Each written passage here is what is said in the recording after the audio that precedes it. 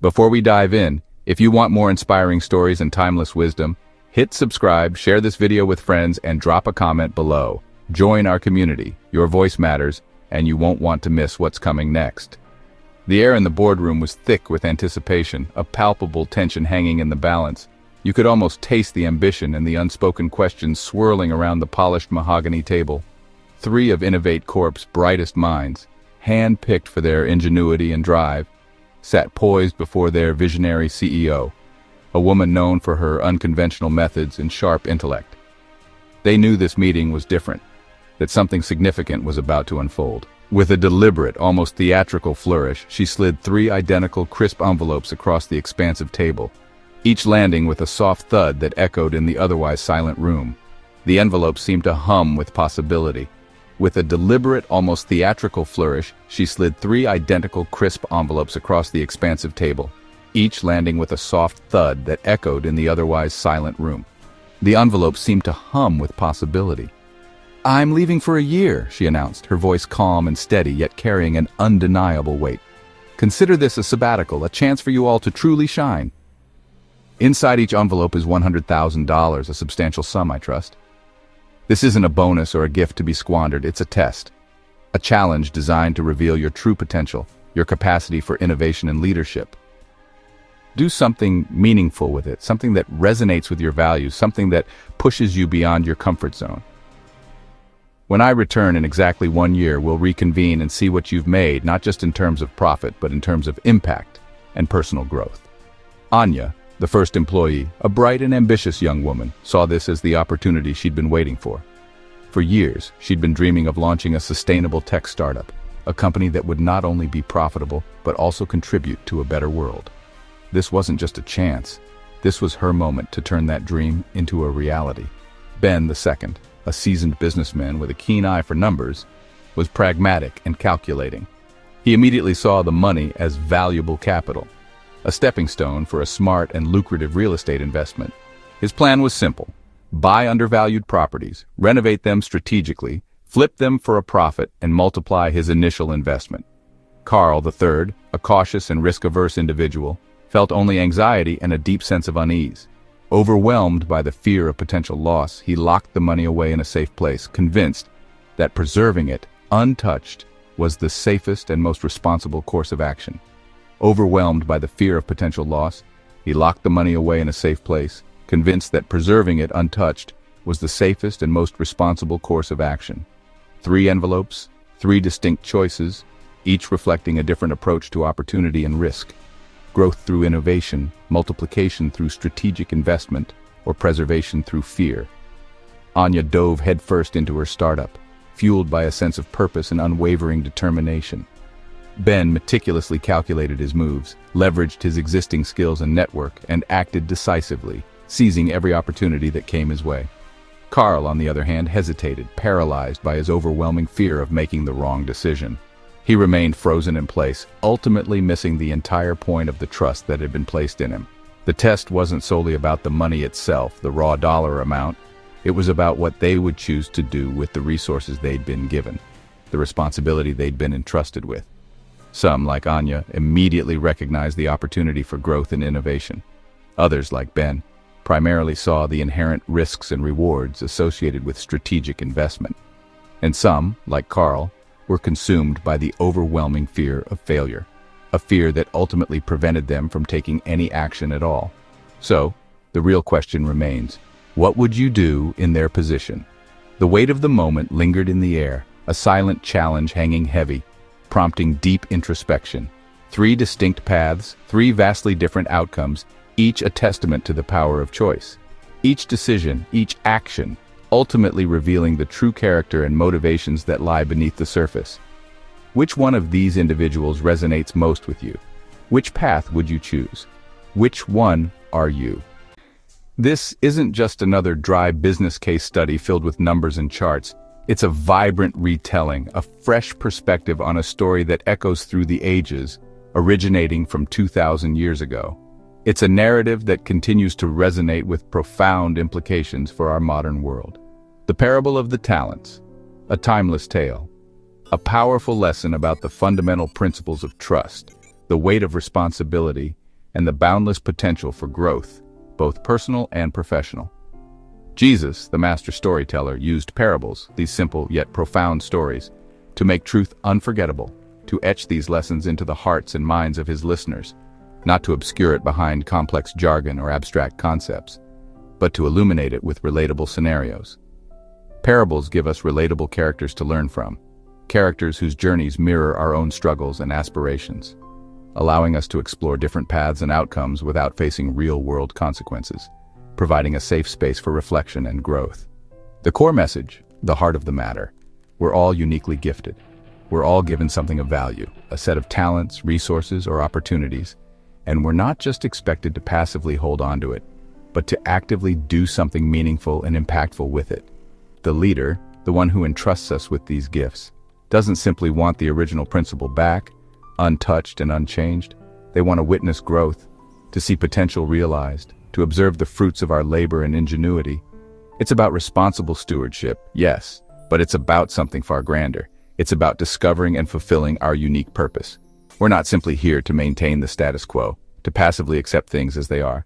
We're here to actively create, to boldly innovate, and to exponentially multiply the resources and opportunities we've been given. The parable serves as a mirror reflecting back at us, prompting us to ask ourselves, what unique gifts and talents have you been given, and what meaningful actions are you taking to cultivate and share them with the world? In our modern age, an era overflowing with unprecedented opportunity, many still choose to bury their potential, allowing fear and self-doubt to hold them back from pursuing their dreams. The parable of the talents isn't solely about accumulating material wealth or achieving financial success. It's about cultivating a life rich in purpose, meaning, and fulfillment, a life where we actively contribute our unique gifts to the world. The greatest risk we face isn't the possibility of failure, but the tragedy of never daring to try, of never unleashing our full potential. It's a powerful call to action, an invitation to step into your potential, urging you to be an active participant, the author of your own story, shaping your destiny with intention and purpose. Picture the original scene. A bustling marketplace, a hub of commerce and ambition. Imagine the energy, the deals being struck, the fortunes being made and lost. At the heart of it all, a wealthy master, a man of considerable means and influence, preparing for a journey. He calls upon 3 trusted servants, individuals who have proven their loyalty and competence. Each possesses unique skills and potential. He entrusts them with his wealth before embarking on a journey of unknown duration and destination. To one, recognizing his exceptional capabilities, he gives 5 talents, a significant sum, representing a substantial opportunity.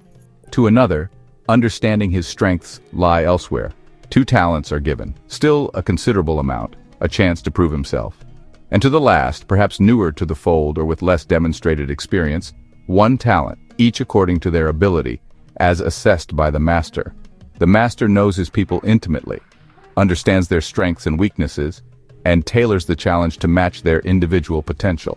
The first servant, brimming with confidence and initiative, acts immediately, putting his 5 talents to work and doubling his investment. The second, equally motivated and resourceful, does the same with his 2 talents, diligently working to increase his master's wealth.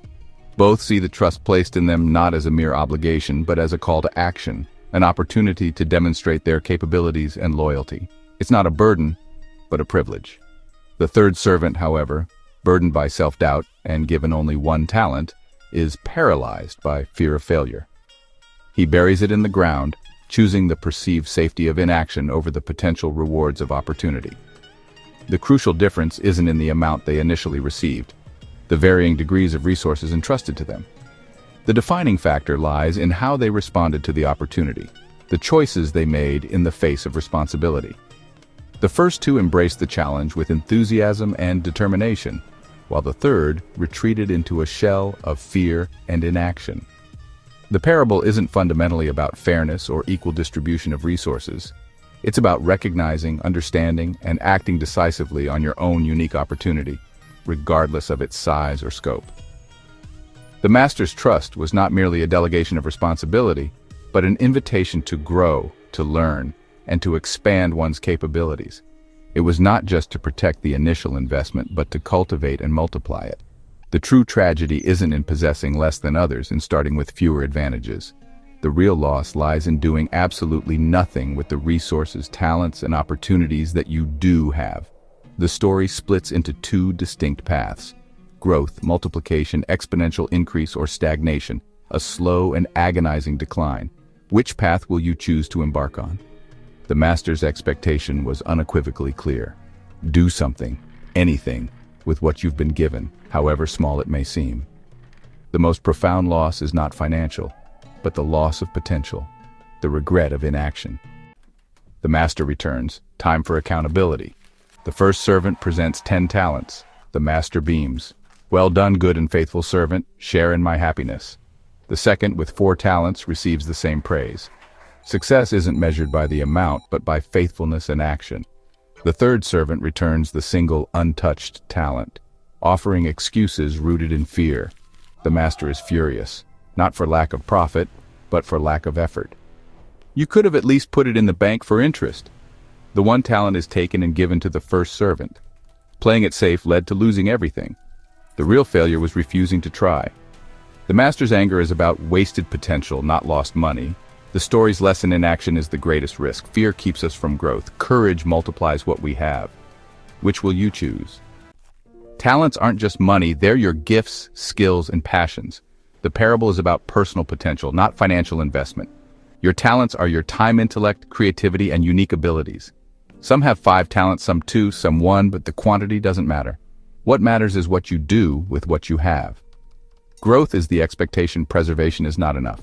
Skills unused atrophy, ideas unacted upon, fade, passions ignored wither. To bury your talent is to deny your purpose. The world is full of buried novels, businesses, and relationships, untapped potential. Faith is active, it's investing your talents, trusting they'll yield a return. The first 2 servants acted in faith, the third acted in fear. Fear asks, what if you fail? Faith asks, what if you fly? Are you investing your talents or burying them? The choice is yours. In organizations, leaders entrust people with projects, autonomy, and trust. A culture of growth encourages risk and treats failure as learning. One employee may do the bare minimum, preserving, but not growing. Another sees the same task as a chance to innovate, collaborate, and add value. The difference? One buries the opportunity, the other multiplies it. Compliance breeds stagnation, contribution breeds innovation. In a culture of contribution, people are empowered to experiment and invest their talents. The result: agile, innovative teams full of engaged, faithful contributors. Are you preserving the status quo or making things better? The environment you create or choose determines whether talents flourish or fade. Which culture are you building? Now look inward. What talents have you buried? Forget titles and degrees. What are you naturally good at? What ideas have you shelved out of fear or busyness? Maybe it's teaching, writing, or entrepreneurship, hidden under excuses and doubt. The reasons are always rooted in fear, judgment, inadequacy, the unknown. We rationalize inaction, but it's fear writing our story. The first step is to name your hidden talent. Write it down, say it out loud. Giving it a name makes it real. This is the first shovel of dirt moved. Stop protecting your talent. Start preparing to invest it. The journey from buried potential to growth begins with acknowledgement. Will you keep it hidden or bring it into the light? The choice is yours. An idea without action is just a wish. Acknowledging your talent is step 1. Acting on it is step 2. The first 2 servants went at once and put their talents to work. Here's your challenge. For the next 7 days, take one small, concrete step to invest your talent. Don't aim to double it overnight, just move forward. Write for 15 minutes, outline a chapter, research your market, or talk to a potential customer. The goal is momentum, not perfection. Action replaces fear with progress. You become the person who is doing, not just dreaming. Each small step builds confidence and clarity. Tell someone your plan for accountability. At week's end, you may not have doubled your talent, but you'll have unearthed it and set it in motion. Prove the third servant wrong. Start now. The parable's message is an invitation, not condemnation. The real reward is sharing in the master's happiness, finding joy in growth and contribution. Fulfillment comes from using your gifts for a purpose bigger than yourself. The question: what will you do with your talents? Will you bury them out of fear or multiply them with courage? This isn't about reckless ambition, but purposeful contribution. When you invest your talents, you discover your purpose. Your work becomes meaningful, an act of gratitude. Dig up your idea, your skill, your passion. Take the first step this week. Invest, nurture, and risk for something meaningful. The world needs creators, not preservers. The potential is already in your hands. As Wayne Gretzky said, you miss 100% of the shots you don't take. Don't let fear keep you on the bench. Take the shot.